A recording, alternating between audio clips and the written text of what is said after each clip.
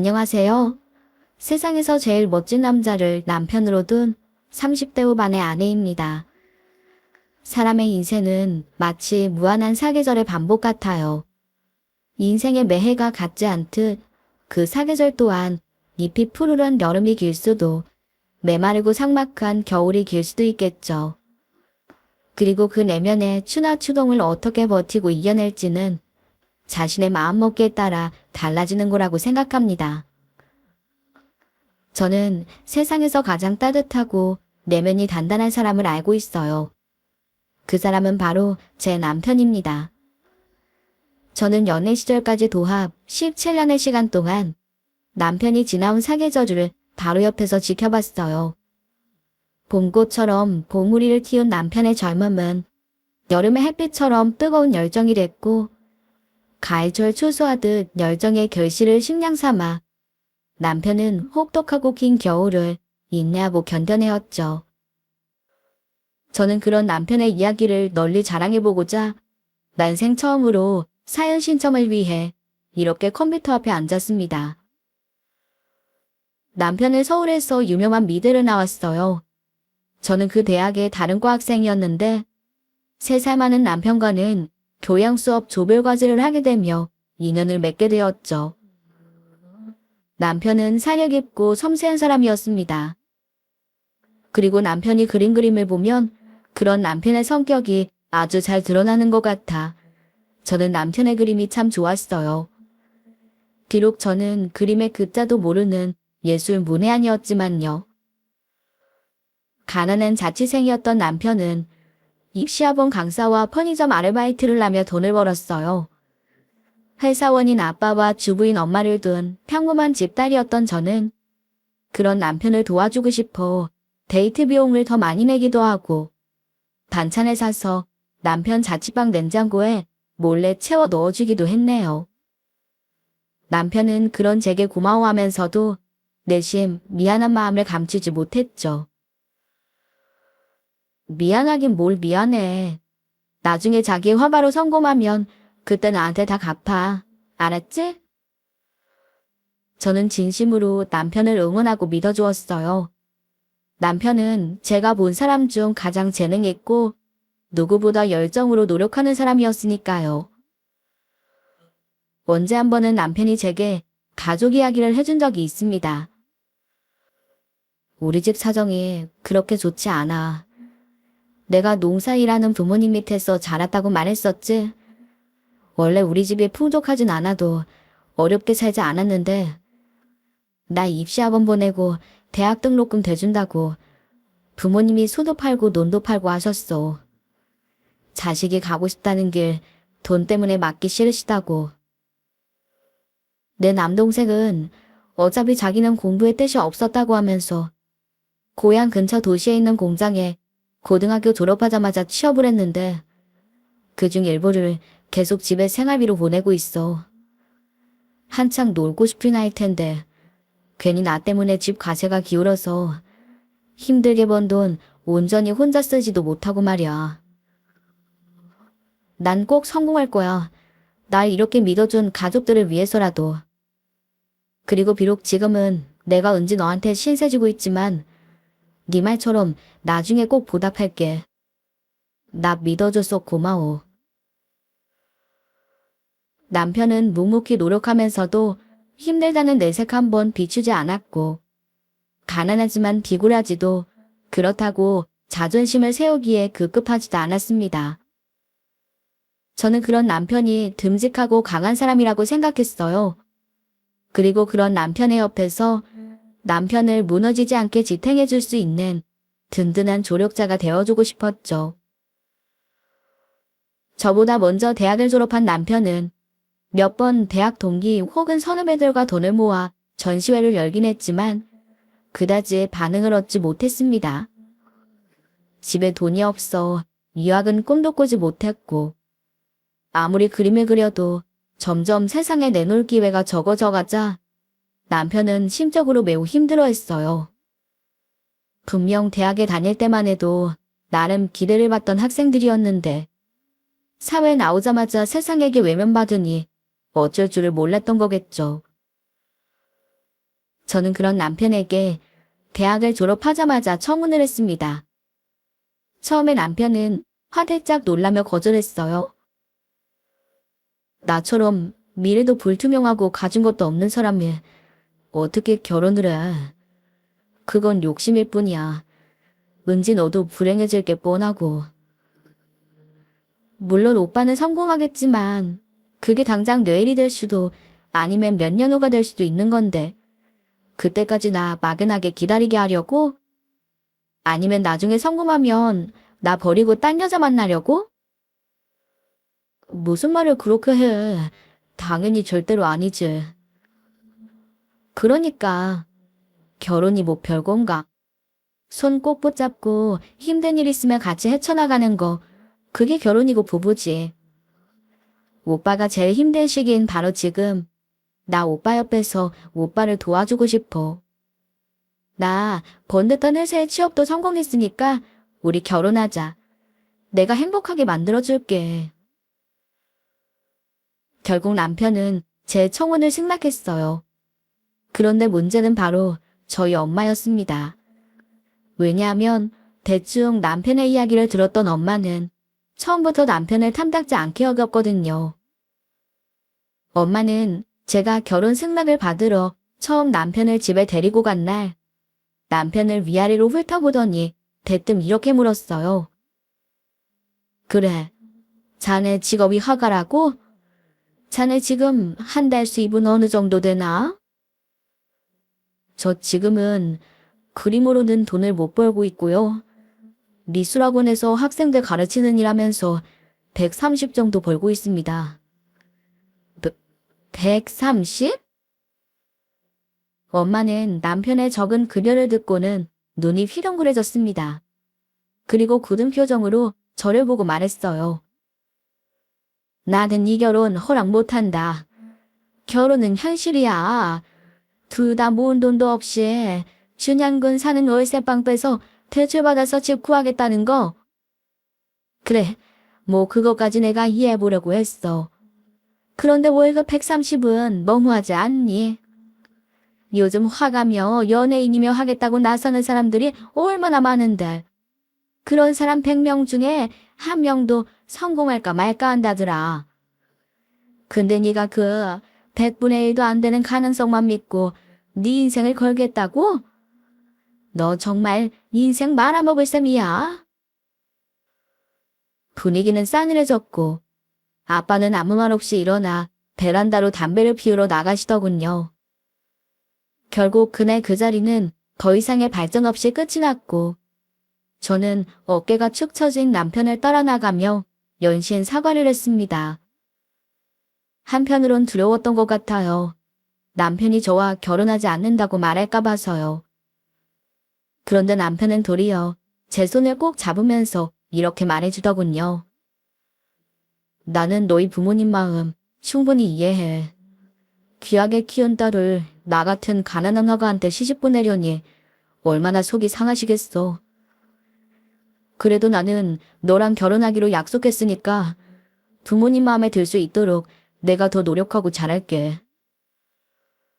남편은 정말 자신의 말처럼 저희 부모님께 결혼 허락을 받기 위해 노력했어요.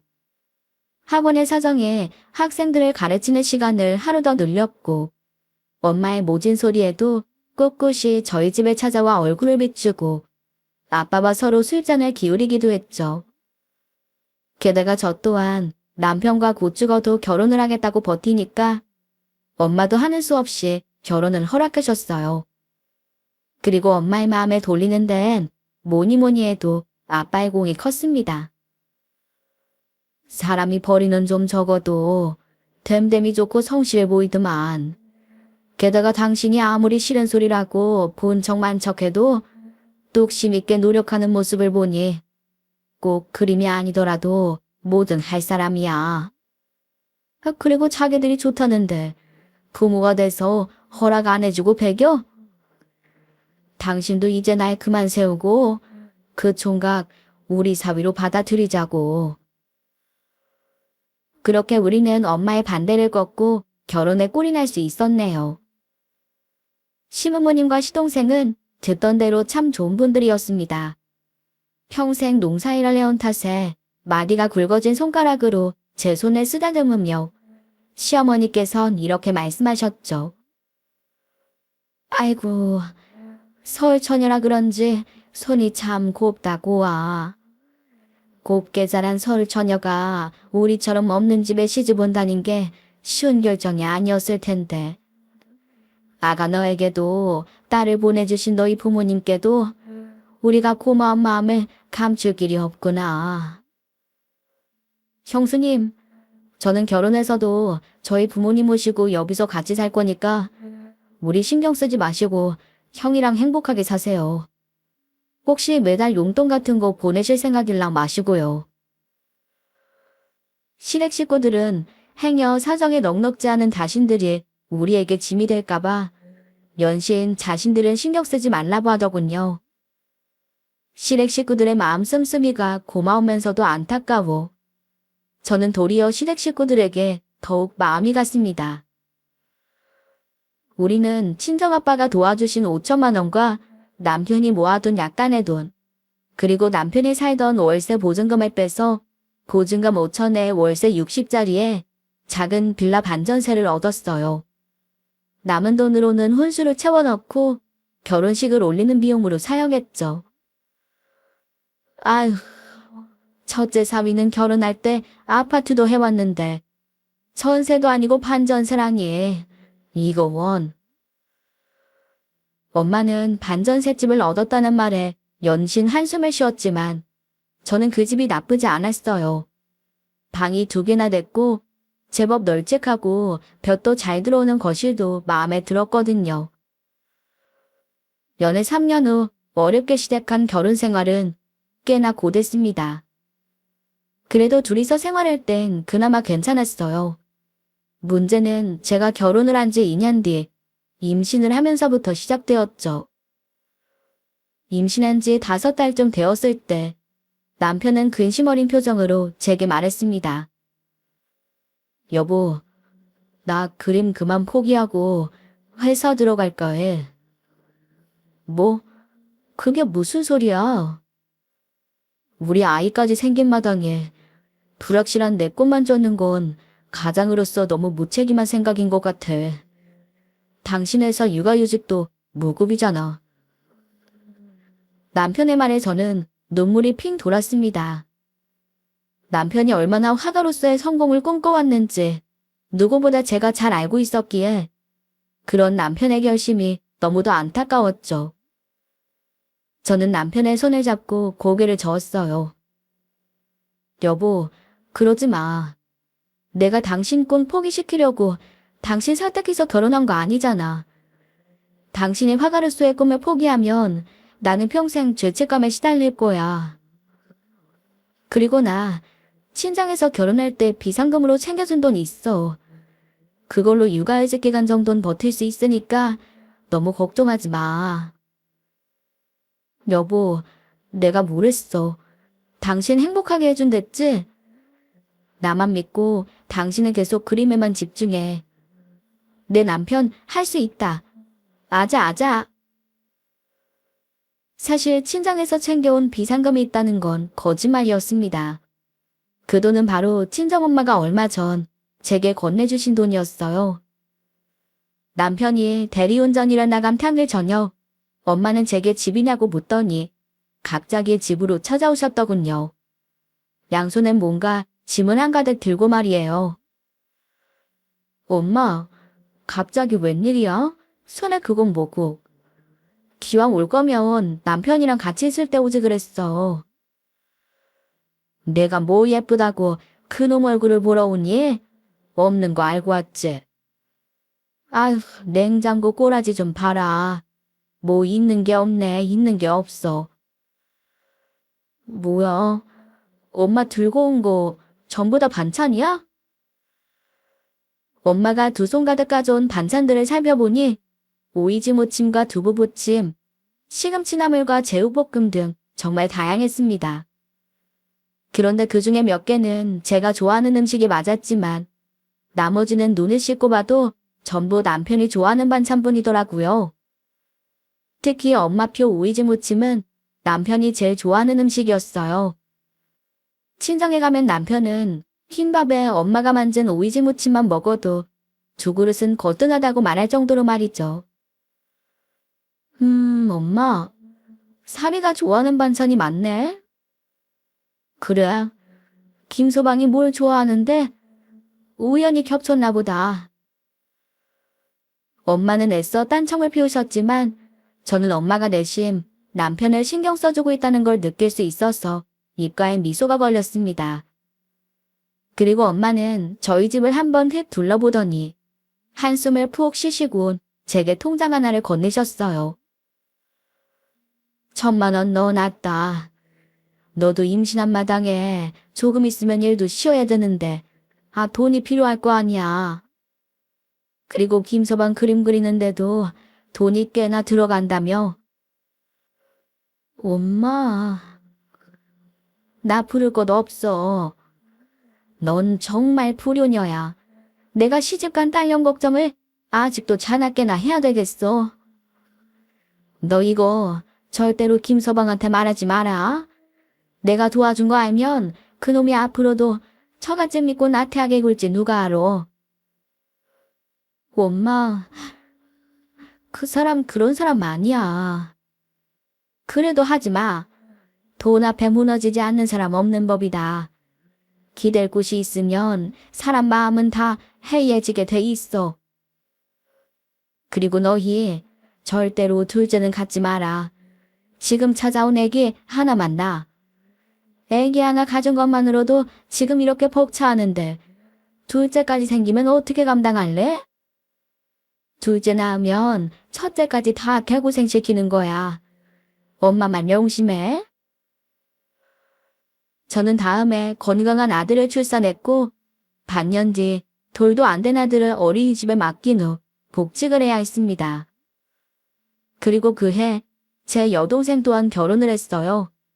어느덧 저희 부모님은 사위 셋을 모두 보게 되신 겁니다. 우리 세 자매가 모두 결혼을 하자 친정 모임 자리는 무척이나 북적거리게 되었죠. 사위 셋에 언니가 낳은 딸, 제 아들까지 더해지니 말이에요. 형부는 대기업 연구직으로 일하고 있었고 제부는 골프 사업가로 자수성가한 사람이었습니다. 형님만큼 부자는 아니었지만 제부는 이미 자수성가해 앞날 걱정이 없던 사람인지라 제부 또한 결혼할 때 서울에 아파트 한 채를 마련해 왔었어요. 그렇다 보니 엄마 눈에는 제 남편이 더 미워 보였던 모양인지 엄마는 친정 모임만 했다 하면 제 남편을 구박하시더군요. 우리 큰 사위 굴비 좋아하지? 자, 제일 실한 놈으로다가 먹어. 큰이라는 사람은 잘 먹고 다녀야 돼. 우리 막내 사위도 많이 먹고. 제부와 형님만 챙기는 엄마를 보며 남편은 쓴 웃음을 지은 채 묵묵히 밥을 먹었습니다. 저는 그런 남편이 안쓰러워 엄마가 남편에게만 주지 않은 굴비를 발라서 남편 밥 위에 올려주었어요. 그런데 엄마는 제 남편을 눈으로 흘기며 많이 들으라는 듯 투덜대셨죠. 아휴, 그것도 입이라고 맛있는 건 알아가지고. 애 낳고 몸조리도 제대로 못하고 다시 일하는 자기 마누라 입에 하나라도 더 넣어주진 못할 망정. 여보 그만해. 뭐 예술가가 이름 날리는 게 어디 쉬운 일인 줄 알아? 배고픈 시기가 길수록 성공의 맛이 더 다는 거야. 많이 먹게 김서방. 이 예술이라는 게 보통 힘든 일이 아니야. 그치? 아빠는 제 남편의 등을 두드리며 엄마에게 눈치를 주셨어요. 엄마는 아빠에게 입을 삐죽이며 고개를 돌리셨죠. 장모님, 제가 이번에 둘째 형님한테 고마운 일이 많았어요.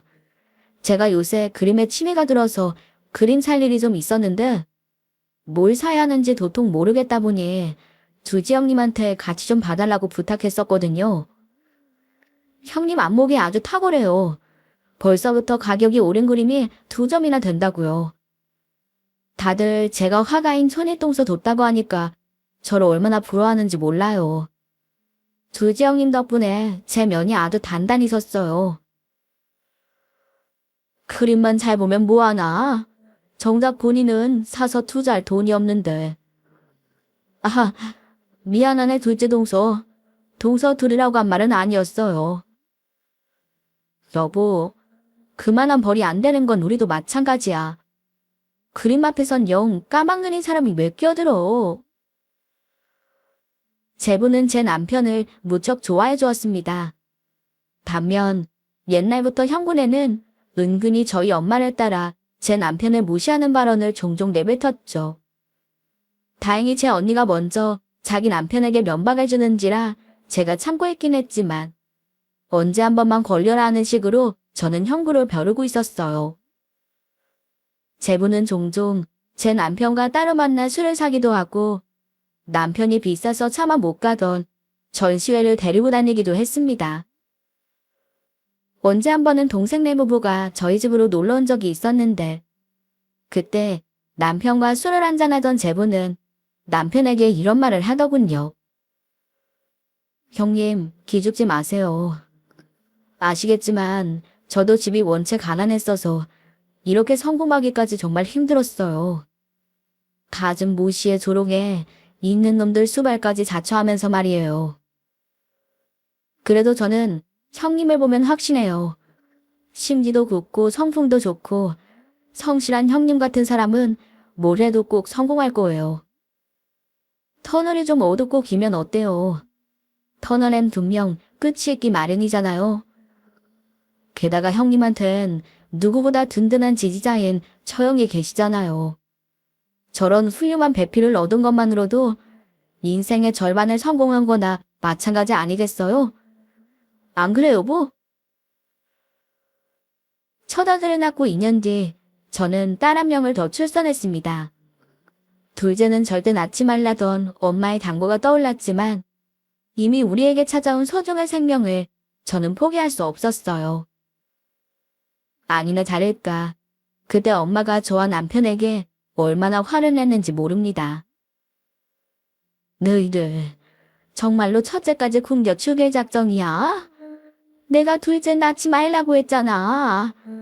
아직도 그 판전새 집에서 벗어나지도 못했으면서 대체 어떻게 살려 그래? 낳기만 하면 다야? 이 책임감 없는 것들아. 김서방 자네도 그래. 자식들 제대로 키울 돈이 없으면 자네부터 조심했었어야지. 남들은 딸 자식 시집 보내면 사위 덕에 웃을 내면 가득하다는데 나는 자네만 보면 속병이나 속병이. 내가 요즘 식당에 걸린 그림만 봐도 부하가 침이네. 이 자네 생각이 나서. 아유 속 터져. 엄마는 가슴을 치며 저희 집을 나가셨어요. 남편은 고개를 푹 숙이고 있었고 저는 그런 남편을 꼭 안아주며 다독였죠. 둘째를 낳은 이후 남편은 친정에만 가면 눈에 띄게 기가 죽어 있었습니다. 그때마다 남편을 다독여 주었던 건 다름 아닌 저희 아빠였어요. 아휴, 명절이라고 꼬박꼬박 얼굴 비치는 저놈한테 내가 고마워해야 하는 건지 오지 말라고 폐합을 부려야 하는 건지 원. 당신 그만 좀 해. 이러다 말로 정말 둘째 사위 말려버릴 작정이야? 김서방이 뭐 돈 안 벌고 가만히 있었어. 둘째 낳은 뒤로 학원도 하나 더 나가고 대리운전도 하루도 쉬지 않고 뛴다는데 그 와중에 꿈 포기 안 하고 그림까지 그리고 있으니 얼마나 장해? 김서방, 어깨 벽에 키 죽을 거 하나 없어. 사람이 잔뜩 움츠러들고 살면 기회가 자기 올 곳이 아닌 줄 알고 오던 기회도 도망가 버리는 거야. 날이 갈수록 심해지는 엄마의 구박에 저는 남편에게 친정에 당분간 가지 말자고 했어요. 하지만 남편은 조용히 고개를 내저으며 말했습니다. 내가 지금 좀 못났다고 장인 장모님께 딸이랑 손주들 얼굴을 안 보여드리면 어떡해. 난 괜찮아. 장모님도 속상해서 저러시는 거 나 잘 알고 있어. 게다가 당신이 없는 살림에도 가끔씩 우리 부모님께 용돈도 보내드리고 늙으신 우리 부모님 돕겠다고 주말에 우리 부모님 댁 내려가서 농사에 도와주는 거 나 정말 고맙게 생각하고 있는 거 알지? 부모님하고 같이 살고 있는 내 동생하고 재수 씨도 당신한테 무척 고마워하고 있고 당신이 우리 부모님한테 잘하는 만큼 나도 장인 장모님께 효도하는 사위가 되고 싶어. 지금은 물질적으로 해드릴 수 있는 게 없지만 자주 찾아뵙기라도 해야 내 마음이 편해. 그러던 어느 날이었습니다. 결혼한 지 10년이 되던 해였죠. 제부와 술 한잔하고 오겠다고 나간 남편은 웬일로 밤 늦게서야 집으로 돌아왔더군요. 그런데 남편의 얼굴이 고름대처럼 환해져 있는 겁니다. 여보, 애들 깨. 당신 무슨 좋은 일 있어? 나한테도 기회가 왔어, 기회가. 깰 듯이 기뻐하는 남편의 말에 저는 무척이나 어리둥절했어요. 그리고 남편에게 그날 있었던 일을 전부 들은 저는 너무 놀라 입을 다물지 못했죠. 오늘 제부가 부른 술집에 나가보니까 나도 사진으로 본 적 있는 분이 제부 옆에 앉아 계시더라고. 예전에 세계에서도 인정받은 적이 있던 유명한 화가가 말이야. 벌써 70이 훌쩍 넘으셨는데도 풍기는 아우라가 장난이 아니었다니까. 그런데 그분이 왜 거기 계셨는데? 제부가 요새 취미로 그림 모으잖아. 그런데 일전에 그분 그림을 구하게 되면서 인연이 생겼다나 봐. 그분이 골프를 좋아하시는데 제부가 골프 사업을 하니까 그걸 계기로 많이 친해지셨다네. 있지? 얼마 전에 제부가 내 생각이 나서 내가 선물로 줬던 그림 몇 점을 그 선생님께 보여드렸대. 근데 선생님이 글쎄 내 그림을 보고 나를 한번 만나보고 싶다고 하셨다는 거야. 그래서 제부가 오늘 자리를 마련했던 거래. 남편은 그 화가분과 술을 마시며 그림에 대해 이런저런 이야기를 나누다가 나중에는 가정사까지 털어놓게 되었다고 해요. 우리 부모님이 나 때문에 소 팔고 논 팔아서 결국 가세가 기울었다는 말이랑 나만 믿고 묵묵히 기다려주는 아내가 있다고 말씀드렸어. 처가에도 매번 걱정만 안겨드린 못난 사위인지라 나를 믿어주고 지지해준 부모님과 동생, 당신과 아이들을 위해서라도 언젠가 반드시 그림으로 꼭 성공하고 말겠다고. 감히 선생님 앞에서 호언장담을 했지. 그런데 선생님이 글쎄 내 인생이 본인 인생과 너무 닮았다고 하시는 거야. 자신도 가족들이 자기를 위해 살림 미천 다 드러내며 지원해준 덕에 그렇게 성공할 수 있었다고. 그러시면서 뭐라는 줄 알아? 당신 너무 놀라지 마. 글쎄 선생님이 나한테 자기 밑으로 와서 배워보라고 하셨어. 제자 안 받기로 유명하신 그분이 말이야. 그 선생님이라는 분은 제 남편의 그림을 눈여겨보기도 했지만 무엇보다 제 남편의 사정과 성품을 보고 그런 결심을 했다고 하셨습니다. 제부도 그 앞에서 자기가 봐도 제 남편이 참 존경할 만한 사람이라며 칭찬을 아끼지 않았다네요. 이후 남편은 그분의 화실로 출근하기 시작했습니다. 저는 남편에게 대리운전도 학원 강사일도 그만두고 그림에 집중하라고 말했어요. 어렵게 온 기회를 놓쳐 나중에 후회하지 않도록 최선을 다하라며 말이죠. 우리는 그래도 혹시 모른다는 마음에 양가 가족들에겐 남편의 일을 말하지 않았습니다. 무엇보다 남편이 그러길 원했죠. 결과가 기대만큼 좋지 못하면 괜히 가족들에게 실망만 안겨줄 것 같아서요. 우리는 제부에게도 당분간 비밀로 해달라고 부탁을 했고 제부는 이유를 묻지 않고 그저 고개만 끄덕였어요. 하지만 우려했던 일이 무색하게도 남편의 그동안의 노력은 점점 빛을 발하기 시작했습니다.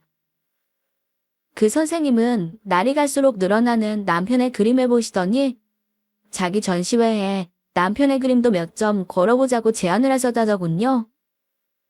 그리고 남편은 그 선생님 밑에서 배운 지 2년 10개월 만에 그 전시회에 걸린 자신의 그림을 판매할 수가 있었어요.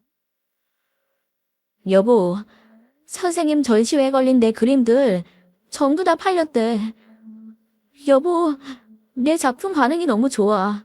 벌써부터 그리지도 않은 내 그림 사겠다는 사람도 5이나 생겼어. 여보, 내가 그림으로 돈을 벌었어, 돈을. 울지 마, 여보. 이렇게 좋은 날에 왜 그렇게 울어? 남편이 세상에 인정받기 시작하면서 저도 마냥 행복할 줄로만 알았어요. 끊임없이 이날을 상상해보곤 했으니까요. 그런데 남편의 말을 듣는 순간 주체할 수 없을 만큼의 눈물이 터져 나오더군요. 너무 낡아 보일러조차 계속 고장나 한겨울에 패딩을 입고 집에서 생활했던 기억. 둘째 딸 초등학교 입학할 때 새 가방 사줄 때마저 빠듯해. 언니에게 고개를 숙이고 돈 부탁을 했던 지난 날들이 주마등처럼 스쳐갔죠. 그리고 2주 뒤 아빠의 칠성기념 외식 장소로 향하며 남편은 제게 자랑스럽게 말했습니다. 장인어른 드릴 용돈 봉투에 수표로 5장이나 넣었어. 100만 원짜리로. 뭐, 너무 과한 거 아니야? 그동안 두 분이 못난 둘째 사이 때문에 얼마나 마음고생이 많으셨어. 앞으로 차차 더 많이 보답할 거지만 오늘만큼은 정말 깜짝 놀라게 해드리고 싶어. 식사 자리에서 남편을 선두로 형부와 제부 또한 아빠에게 용돈 봉투를 건네드리더군요. 제법 두툼해 보이는 것이 꽤 많은 돈이 든 것 같았죠. 수표로 용돈을 넣어 상대적으로 얇았던 남편의 봉투와는 다르게 말입니다. 그러거나 말거나 남편은 처음으로 아빠에게 큰 돈을 드리게 되었다는 생각에 마음이 들떴는지 가벼운 손놀림으로 불판에 소고기를 집어먹고 있었어요. 그런데 대뜸 친정엄마가 대놓고 남편을 째려보며 이러시는 거예요. 아이고, 봉투가 얇은 거 보니 택도 없는 돈을 용돈이랍시고 넣었나 보네. 아유, 저 밉상. 당신, 이리 줘봐요. 나도 얼마 들었는지 좀 보게. 아니, 나한테 준 돈을 왜 당신이 먼저 봐? 부부끼리 내 돈, 네 돈이 어딨어요. 같이 쓰는 거지. 보자. 우리 큰 사위 봉투는 하나, 둘, 셋. 아이고, 뭐니나. 100만 원. 아이고, 우리 큰 사위 통도 크지. 고마워, 잘 쓸게. 어디 보자. 우리 막내 사위도 50만 원이나 넣었네. 고맙네, 고마워. 아니에요. 저도 장모님 칠순엔 좀 더 준비해 볼게요. 장인어른, 칠순 축하드립니다. 이거 나도 분발해야겠네. 장인어른, 이 큰 사위도 진심으로 칠순 축하드립니다. 오래오래 무병장수하세요. 분위기는 굉장히 화기애애했어요. 머쓱하게 젓가락을 내려놓는 남편과 심기가 불편해진 저를 제외하고 말이죠. 어른들이 그러거나 말거나 옆 테이블에 따로 앉은 우리 애들과 조카들은 신이 나서 고기를 먹고 있었고요. 둘째 사위건 뭐 볼 필요도 없지. 딱 보니 많아도 10만 원 정도 들었겠네. 아유, 10만 원 내고 저 귀한 소고기는 신나게 잘도 먹네. 뭐, 10만 원이요. 둘째 동서, 이번엔 좀 너무했다. 아무리 그래도 장인어른 칠순인데 10만 원이라니. 내가 다 창피하네. 엄마의 빈정거림에 형부가 비웃으며 엄마의 말에 동조했습니다. 저는 너무 열이 받아 형부를 노려보며 한마디 했죠. 형부는 생각이 없으세요? 그런 비상식적인 똥물 같은 말은 대장에서 올라오는 건가요? 제가 진짜 창피한 게 뭔지 한번 보여드려요? 은지야, 내가 미안해. 당신 언젠가 은지한테 한 소리 들을 줄 알았어. 뛸 때 안 뛸 때 구분 좀 해. 왜 이렇게 사람이 철이 없어? 저기서 포크로 고기 먹고 있는 우리 5살짜리 딸보다도 못돼 당신은. 저와 제 언니의 말에 형부는 입을 삐죽이며 흥 하고 콧방귀를 껴 보였어요. 아빠는 다들 그만하라며 말리셨습니다. 당신은 말 좀 그렇게 하지 말라니까. 우리 귀한 사위들 셋 다 모두 고맙네. 이 돈은 내가 잘 뒀다 좋은 데 쓸게. 그리고 아빠는 남편이 창피할까봐 걱정이 되셨는지 남편이 드린 봉투는 열어보지도 않으시고 안주머니에 넣으려고 하셨어요. 저는 그런 아빠를 만리하며 말했네요. 아빠, 우리 봉투도 열어봐. 그래도 아빠 둘째 사위가 마음을 담아 드린 돈인데 금액이 중요해? 얼른. 아이고, 그래. 내가 실수했구나. 우리 김서방을 내가 서운하게 만들 뻔했어. 자, 어디 보자. 우리 김서방 마음 좀 받아볼까? 아빠는 황급히 사과하며 남편이 드린 용돈 봉투를 열어보았습니다. 그리고 아빠가 그 속에 든 수표들을 꺼내든 순간 친정 식구들은 모두 너무 놀라 입을 떡 벌리고 말았어요. 수표네.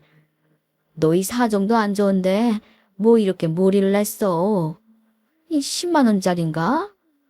영이 하나, 둘, 셋, 넷, 다섯, 여섯, 100만 원짜리 5장? 500만 원.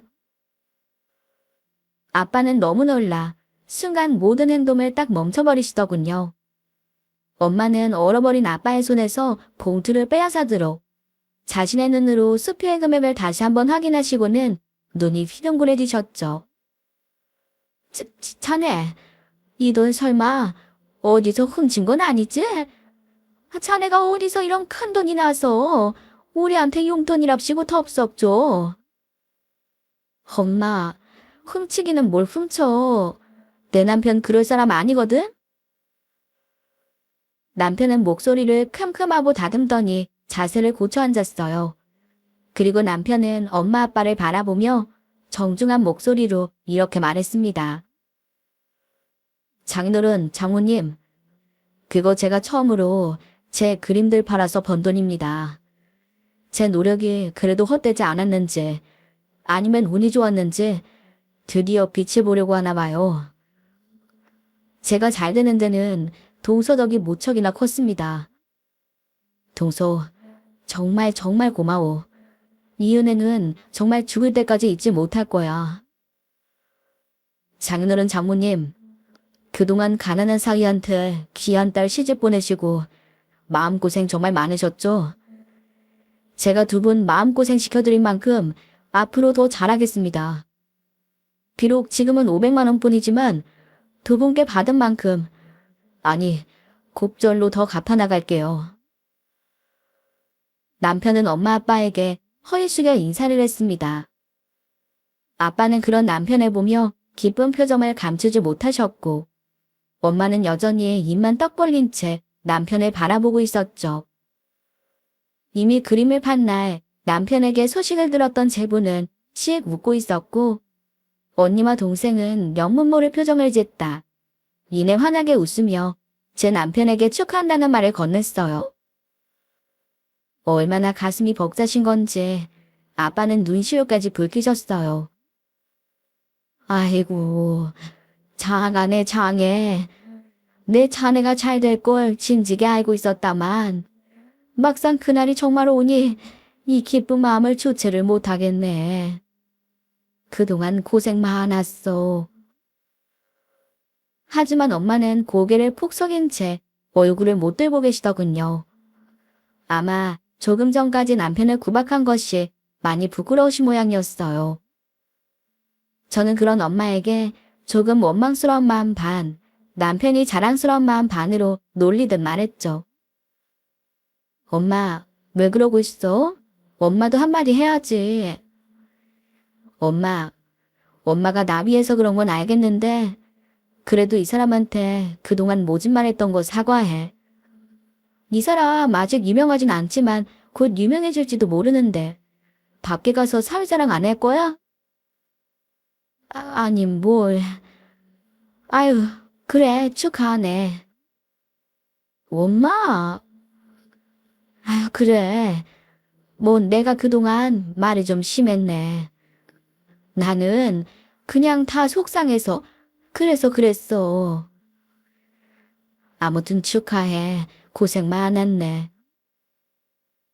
엄마는 뻘쭘한 표정으로 남편의 눈을 쳐다보지도 못한 채 우물쭈물 말씀하셨습니다. 하지만 남편은 엄마에게 웃으며 말했어요. 아니에요, 장모님. 오히려 제가 더 죄송하죠.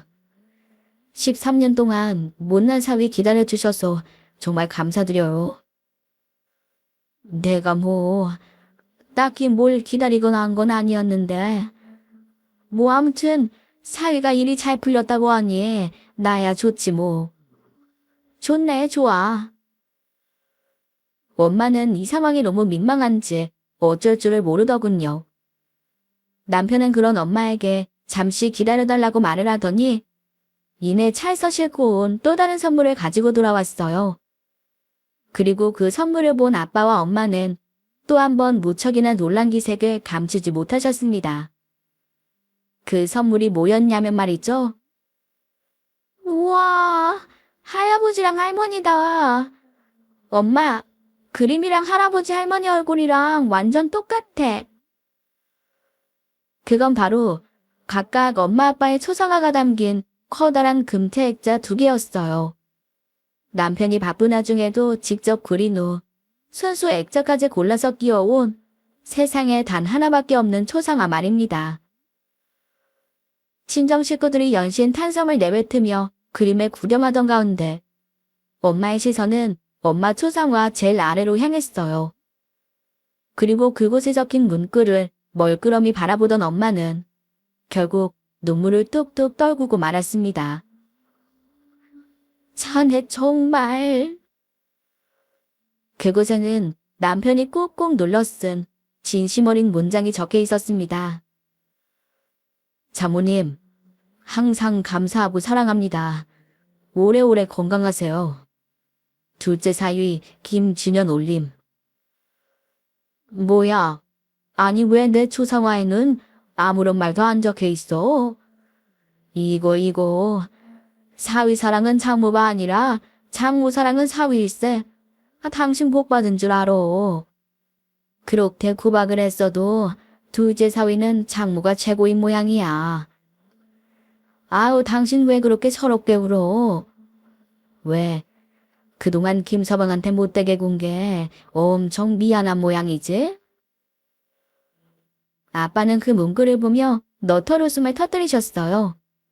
엄마는 감격에 겨우면서도 그동안 남편에게 했던 모진 말들이 떠올랐는지 두 손으로 얼굴을 가리고는 흐느낌을 멈출 줄 모르셨죠. 내가 그동안 자네한테 얼마나 못되게 굴었는데 자네 왜 나한테 원망 한 번을 안 하나? 왜 이렇게 나를 나쁜 사람으로 만들어? 장모님, 저 다 압니다. 장모님이 말씀은 그렇게 하셨어도 저 몰래 생활비도 몇 번 도와주시고 좋아하는 반찬들만 만들어서 종종 싸다 주신 거요. 저희 집에 오이지 무침이 끊긴 적이 한 번도 없었는데 제가 어떻게 그걸 몰랐겠어요. 장모님이 저 걱정하고 생각해 주시는 마음 그렇게 잘 아는 제가 어떻게 장모님을 원망할 수 있었겠냐고요. 장모님, 그동안 모질게 말씀하신 것들 다 은지가 고생하는 모습 보시고 속상해서 그러신 거.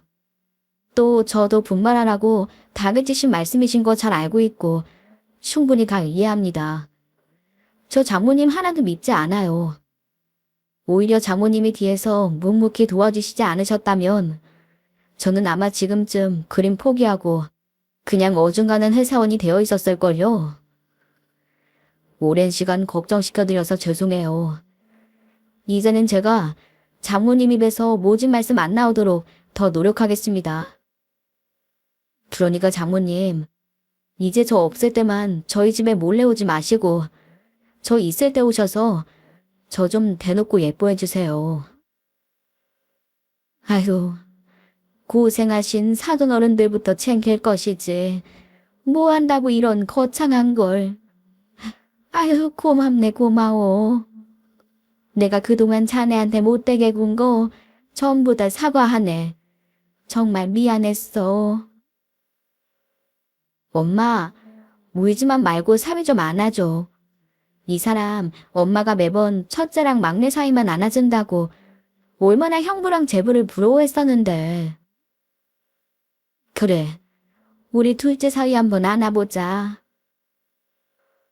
제 말에 엄마는 눈물을 닦으면서 남편을 안아주었습니다. 그 모습을 보고 아빠 또한 찔끔 나온 눈물을 훔치며 두 사람에게 달려들었죠. 거기에 결국 저까지 합세해 우리 네 사람은 부둥 껴안고 웃었어요. 애들은 무슨 일인가 싶어서 어리둥절해 있다가 결국 어른들을 따라 웃었고 동생과 제부 그리고 언니는 우리를 보며 박수를 쳐줬죠. 오직 형부만이 어색한 표정으로 남편을 바라보다 식사를 끝마치고 룸에서 나올 때 남편에게 조용히 미안하다고 속삭이더라고요. 정말 모두가 행복했던 아빠의 칠순 파티였습니다. 그렇게 1년이 흘러갔고 남편은 1년 새 유명해지지 못했어도 매달 저와 아이들을 먹여 살리기에는 충분할 만큼의 돈을 벌고 있어요. 입소문이 나서 남편의 그림을 찾는 사람들이 조금씩 늘고 있고 내년이나 내후년쯤엔 개인 전시회도 열 수 있을 것 같아 남편은 지금도 열심히 그림을 그리고 있습니다. 그 선생님이라는 분이 아주 우리에겐 지인이었던 거죠. 남편은 선생님의 화실에서 나와 자신의 작업실을 따로 꾸렸지만 지금도 한 달에 한 번은 그 선생님을 찾아가서 인사를 드리고 온답니다. 선생님은 남편이 성공을 향해 발을 내디딜 수 있었던 건 자신의 덕이 아니라 남편의 인내와 노력, 그리고 실력이 뭉쳐져 만든 결과물이라고 말씀하셨다고 해요. 자신은 아주 약간의 물꼬를 터졌을 뿐이라고요. 그렇게 남편은 아직 유명세를 얻지 못했지만 언젠가 보다 많은 사람들이 남편의 이름을 알게 될 그날을 저와 함께 꿈꾸며 희망차게 살아가고 있어요. 그리고 저와 남편은 이제 시댁에 매달 50만 원씩의 용돈을 보내드린답니다. 아유, 이제 막 잘 되기 시작한 거라며. 이 돈 모아서 너 이 이사부터 가. 엄마, 저희 돈 충분히 모으고 있어요. 그리고 저희 청약 당첨돼서 내후년에 새 아파트로 들어가요. 그때가 되면 드디어 반전세 살이도 끝이라고요. 그동안 월세가 계속 올라서 매년 걱정이었는데 이사갈 생각하니까 속이 다 후련하네요. 엄마, 아버지, 그동안 포기하지 않고 저 믿어주셔서 감사해요. 지금은 50만 원씩이지만 앞으로 돈 더 많이 벌어서 두 분 호강시켜드릴게요. 와, 우리 엄마 아버지 큰아들 한번 잘 키우셨네. 우리는 언제 자식 다 키워서 자식 덕 좀 봐보려나? 왜 자식 덕을 봐? 이 형 덕을 봐야지. 그동안 부모님 잘 모셔줘서 고맙다. 재수씨, 제가 매번 감사드리고 있는 거 알죠? 제가 돈 많이 벌어서 내 식구 꼭 더 좋은 집으로 이사시켜드릴게요. 이 집은 너무 낡았잖아요. 드디어 시댁 식구들에게 보답할 수 있게 되었다며 남편이 얼마나 좋아했는지 모릅니다. 시부모님과 시동생 그리고 동서 또한 드디어 일이 풀리기 시작한 남편을 보며 흥분된 마음에 가라앉히지 못했죠. 그리고 얼마 전엔 제부가 술에 떡이 된 남편을 끌고 집으로 왔더라고요. 처음 보는 남편의 모습에 제가 깜짝 놀라자 제부는 웃으며 절 안심시켰어요. 형님이 그동안 저한테 얻어먹었으니 자기가 비싼 술 사겠다면서 그 독한 양주를 뭣도 모르고 시켰다가 저렇게 훅 가버렸어요. 그리고 저한테 평생 갚지 못할 운을 입었다고 술에 취해서 계속 중얼거리더라고요. 이거 참, 감사도 한두 번이지. 계속 들으니까 오히려 민망한 거 있죠? 제가 뭐 대단한 일을 했다고. 아무튼 둘째 형님이 잘 돼서 저도 너무 좋아요 쳐요. 얼마 전엔 제가 좀 알려드렸더니 골프도 곧잘 치더라고요. 정말 형님하고 전 영혼의 단짝이라니까요. 그리고 형부는 가족 모임에서 유독 친해 보이는 남편과 제부 사이가 내심 부러웠는지 요즘엔 저희 남편에게 연락해 자기도 끼워달라고 은근슬쩍 부탁하곤 합니다. 나도 같은 임시지만 사민들 좀 껴줘. 나 외롭다 동서들. 솔직히 지난날 제 남편을 은근 까내렸던 형부만 생각하면 얌이어서 딱밤이라도 한 대 쥐어받고 싶지만 남편은 뭐가 그렇게 우스운지 연신 웃으면서 다음번 제부와의 술 약속에는 형님도 꼭 부르겠다고 약속까지 하더군요. 참, 사람이 착한 건지 속이 없는 건지 모르겠어서 저는 한숨을 푹 내쉬었네요. 우리가 친정에 가면 아빠는 예전보다 남편을 더 반기세요. 한번 뱉은 일은 꼭 해내고야만 하는 남편이 그렇게 기특할 수가 없다면서요. 하지만 가장 변한 건 누가 뭐래도 바로 저희 엄마입니다. 우리 둘째 사이 왔어? 어이구, 한번 안아보자. 오느라 고생했어. 배고프지? 이 장모가 솜씨 한번 부려봤네. 얼른 와서 앉아. 처음엔 조금 어색했는지 남편에게 대면대면 굴던 엄마는 이젠 친정에 가자마자 손주들보다 남편을 더 먼저 반기십니다. 그리고 우리가 갈 때면 무슨 날도 아닌데 항상 식탁엔 거의 15첩 반상이 차려져 있곤 하죠. 물론 그중 탑처럼 쌓여있는 건 뭐니뭐니 해도 엄마표 오이지 무침이고요. 남편은 그동안 못 받은 장모님 사랑을 듬뿍 받는 것 같아 너무 좋다며 자꾸만 친정에 가자는 걸 제가 겨우 말려서 걸 가게 되는 횟수가 2주에 한 번이네요. 그런데 우리 외손자가 이번에 미술대회에서 상을 받았다며? 이제 11살이 된 저희 아들은 자기 아빠를 닮아서 그런지 그림 솜씨가 무척 좋습니다. 미술대회 나가 4번 상을 받고 올 정도로요. 저는 은근슬쩍 남편에게 아들이 미술을 한다고 하면 시킬 거냐고 물었더니 남편은 심각한 표정으로 고민하다 이렇게 말하더군요. 글쎄, 이 길이 얼마나 힘든지 아니까 웬만하면 안 한다고 했으면 좋겠는데 귀엽고 자기가 해보겠다면 어쩌겠어. 시켜야지. 부모는 자식이 자신의 선택을 믿고 나아가게끔 뒤에서 묵묵하게 응원해주는 사람이니까. 속 좀 썩어도 뭐 어쩔 수 없지 뭐. 우리 미연이는 부디 예체능 말고 공부에 재능이 있었으면 좋겠네.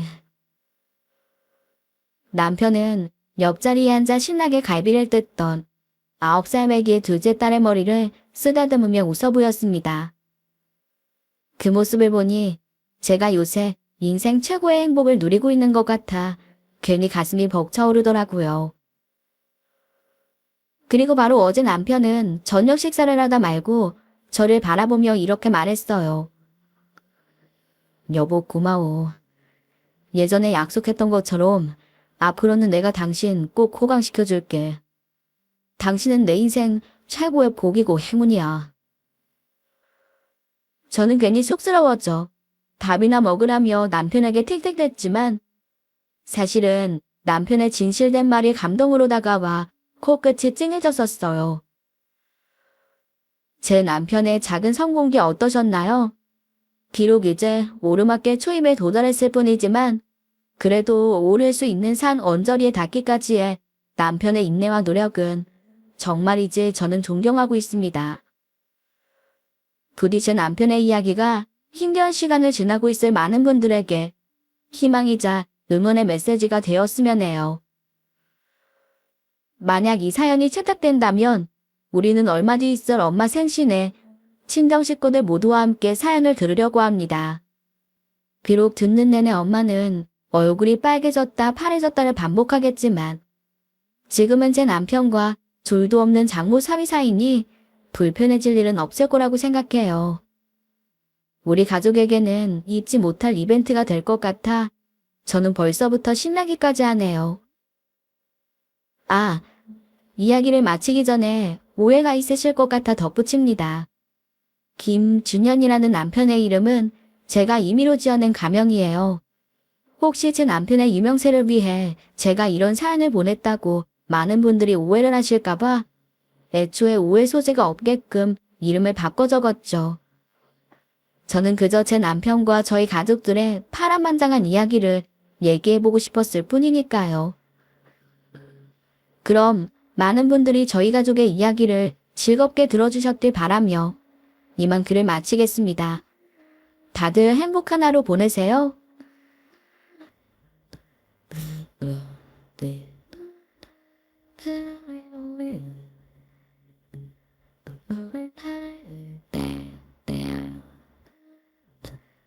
네.